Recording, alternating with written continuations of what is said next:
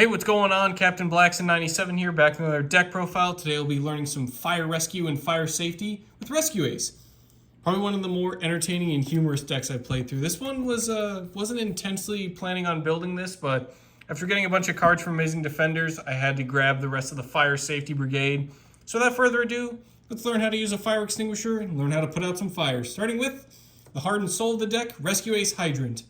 It's a level 1, so it's a 1-for-1 target. It's got 0 attack and defense, so it's a pure res map target, which is great because both cards are reprinted in Amazing Defenders, the set that introduced Rescue Ace. So they're very subtly and not so subtly saying, hey, you should probably run multiple copies of Hydrant. So let's figure out what this magical Hydrant does.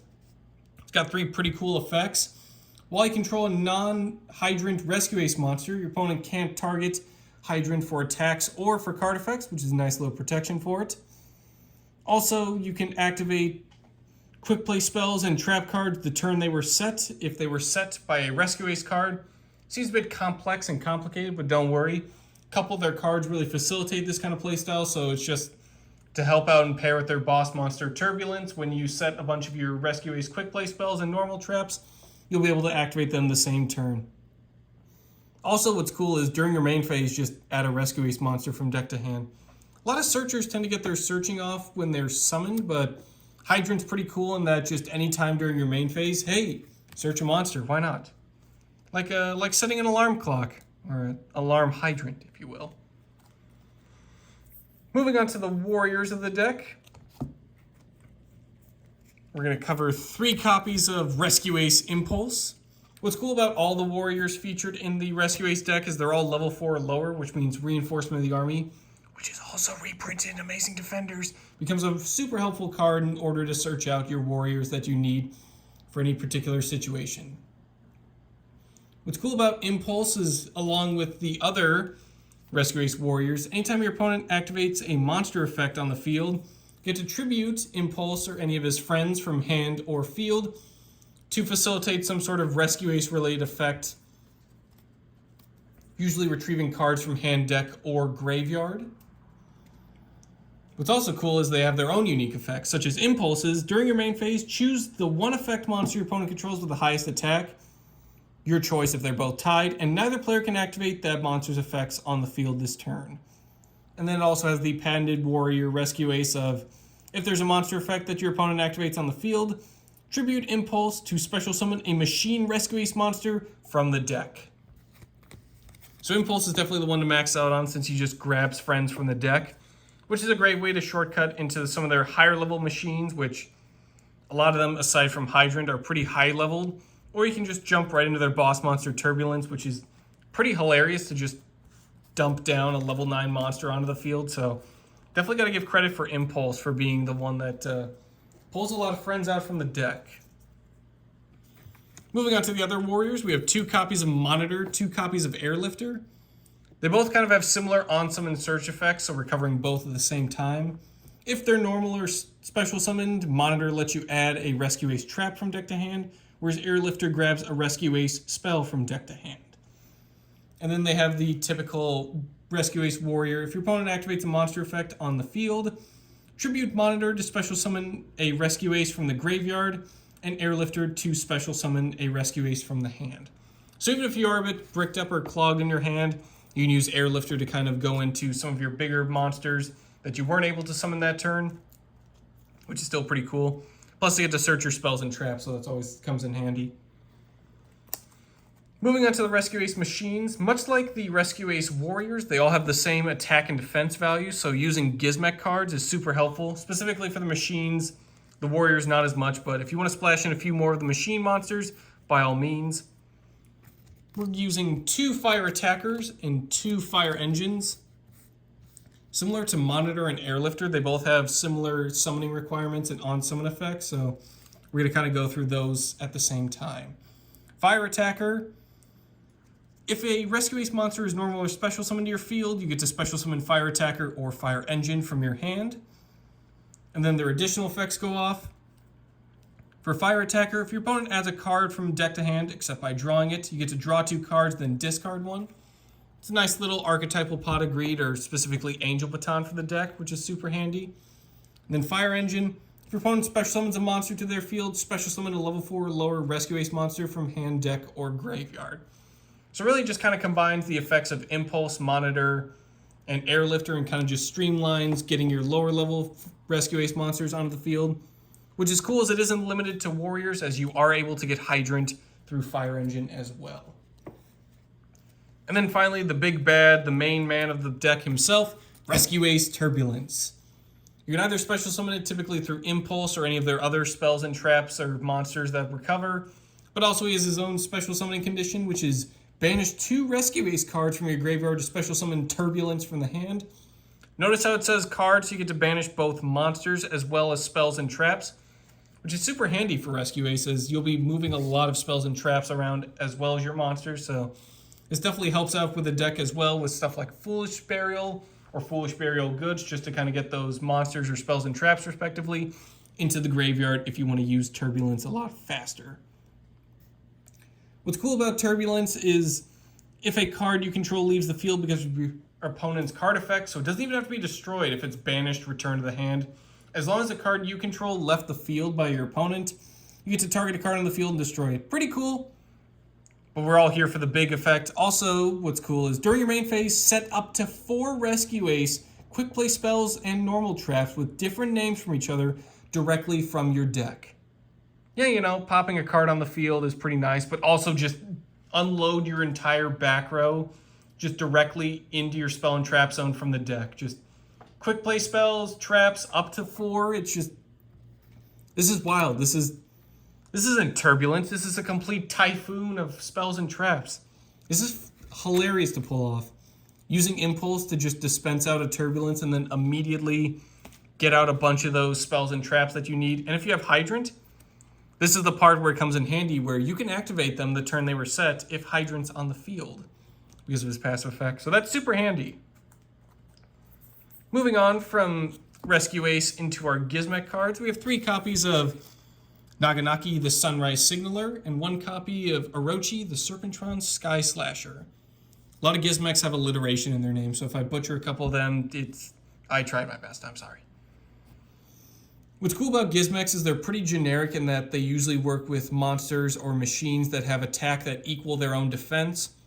So stuff like Rescue Ace is built exactly for this, with stuff like the machines, as well as their warriors all having the same attack and defense values. So it's super handy if you have Gizmet cards that are a little bit more generic than the machine-focused ones, but still it gives you a lot of variety to combine both decks into sort of one. As long as their stats equal each other, you're getting out other field presence or other effects. Specifically like Naganaki's, where you can tribute a machine monster whose attack equals its own defense, special summon from deck a machine monster whose attack also equals its own defense, but a lower level. Which is pretty cool because all the machines pretty much have different levels. So if you're tributing like a Turbulence, you can easily get out another one and then easily get out other Rescue Ace monsters to further your plays, which is super handy. What's also cool about Naganaki is you get to banish it from the graveyard to add to your hand one of your banished face-down machine monsters whose attack equals its own defense. So stuff like Pot of Desires or even Orochi with his summoning condition, this is super handy to recover stuff you might have accidentally banished but still need to make use of. So Naganaki comes in helpful as well, especially if you're running Foolish Burial that you just want to immediately Foolish Burial and Naganaki, banish it, and recover a banished machine monster. Speaking of machine monsters, here's Orochi. If it's in the hand or graveyard as a quick effect, banish 8 cards from the top of your deck face down to special summon it. And also you get to banish 3 cards from your extra deck face down to target a face-up monster on the field and destroy it. You can only use 1 effect of Orochi once per turn, and only once that turn. We're not really making use of an extra deck this time around for our Rescue Ace cards. We're mostly focused on the main deck stuff. So we probably won't be using the banish 3 from the extra deck, but the banish 8 to just summon when he's in the hand or graveyard as a quick effect is super handy and definitely plays into stuff like Naganaki, either with the tribute to special summon another machine or just banish from graveyard to recover one of our banished machines. Moving on to the spells, we have 3 copies of their field spell, Rescue Ace HQ, which is a Rescue Ace card by name, so stuff like Monitor being able to search, or not Monitor, Airlifter, being able to search for it is super handy. Doesn't mean we have to use terraforming, but we are just to kind of increase that consistency, as much like Hydrant, HQ comes loaded with a bunch of effects of his own. As a passive effect, while your opponent controls a monster, all Rescue Ace monsters you control gain 500 attack and defense, which is super nice. During your main phase, you get to normal summon a Rescue Ace monster in addition to your normal summoner set. But also, once per turn, target 4 of your Rescue Ace cards that are banished and or in the graveyard, shuffle them into the deck to draw 1 card. Similar to Turbulence, it's a nice little thing that it mentions Rescue Ace cards, so obviously you want to shuffle back those quick plays and traps just so Turbulence can get them immediately back out onto the field, but you can also recover monsters as well, especially from the banished pile or graveyard, so you definitely make use of those additional playmakers, and you get to draw a card on top of recovering resources, so who doesn't love a maxed out HQ? Up next, we're going to cover the signature Rescue Ace cards, but we're also not just going to cover the spells, but also the traps. We're going to deviate a little bit from the Sir Blackson 97 deck profile formula and cover 2 copies of Rescue, 2 copies of Alert, but also 2 copies of Contain, and 2 copies of Extinguish. They're all treated as Rescue Ace cards, so don't worry, you can search them through any of their archetypal members or just get them out into the deck with Turbulence. They all have their own signature effects, but if you control Hydrant while you're activating them, you get to apply an additional effect or completely change how the effect works. So starting off, we have 2 copies of Rescue. Target a Rescue Ace monster in your graveyard, but if you have Hydrant, you get to target a monster in your opponent's graveyard, special summon it to your field. So it literally functions like either an archetypal monster reborn or an actual monster reborn if you have Hydrant. We have Alert. Add a Rescue Ace monster, from graveyard to hand, or if you have Hydrant, add from deck to hand instead. So combined with Hydrant, that's like 2 searches going off from the deck at once, which is super handy.